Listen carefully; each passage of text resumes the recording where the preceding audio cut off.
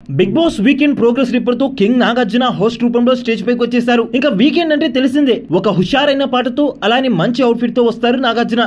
అలానే ఏ మాత్రం అంచనాలకు తగ్గకుండా నాగార్జున ఆడియన్స్ ని ఫిదా చేశారు తన డాన్స్ తో అలానే తన డ్రెస్ తో. ఇక బిగ్ బాస్ స్టేజ్ పైకి వస్తూనే నాగార్జున హౌస్ మొత్తాన్ని తన జోకులతో మాటలతో ఉర్రుతొలగించాడు. ఇలా అలా మాట్లాడుతూనే మణికంఠ ఐ బ్యాడ్లీ నీడే హగ్ అని అంటాడు. దెబ్బకి మనోడికి దెబ్బ అయిపోయింది మనోడి గుండె. మనోడు ఎలా కవర్ చేయాలో అర్థం కాక ఫుల్ నర్వస్ అవుతాడు. జస్ట్ జోకింగ్ మణికంఠ అని అనగానే హమ్మయ్య అంటూ ఊపిరి పీల్చుకుంటాడు మనోడు. ఇక దాని తర్వాత మణి, నువ్వు కాంతార క్లాన్ జాయిన్ అయ్యేటప్పుడు చెప్పావు కదా, మారాడా మరి అభయ్ అని అంటారు నాగార్జున. దానికి మారలేదు సార్ అంటాడు మణికంఠ మరి ఈ 3వ వారం ఎలా అనిపించింది అని అడుగుతారు Nagarjuna. I'm enjoying my self being here అని అంటారు.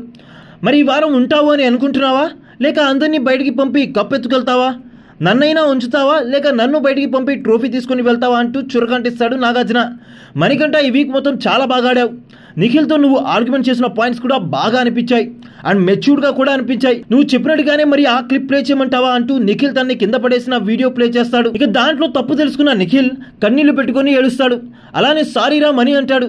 గేమ్ ఆడేటప్పుడు జాగ్రత్త నిఖిల్, అసలే మణికంఠ బక్కప్రాన్ని, అతన్ని ముట్టుకో మాకు షాక్ తగులుతుందంట అంటూ కామెడీ చేసి మళ్ళీ అట్మాస్ఫియర్ మొత్తం మారుస్తారు నాగార్జున. ఇక ఓవరాల్ రిపోర్ట్ చూస్తే సంచాలకంగా బాగా చేశావు. నీ టీం తప్పు చేస్తే అది తప్పు అని చాలా స్ట్రాంగ్గా చెప్పావు. డూ ఆర్ డే అన్నట్టుగా నిఖిల్తో గొడవపడి మరీ ప్రభావతి 2.0 టాస్క్ ఆడావు. కానీ ఎందుకు యష్మితో అలా చేసావంటాడు నాగార్జున.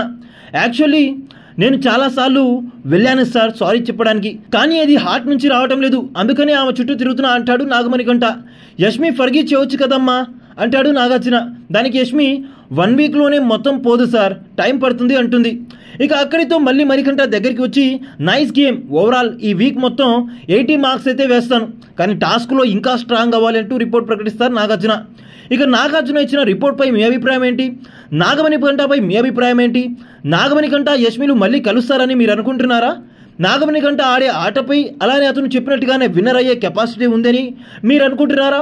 మీ అభిప్రాయాన్ని కామెంట్ రూపంలో అయితే తెలియజేయండి.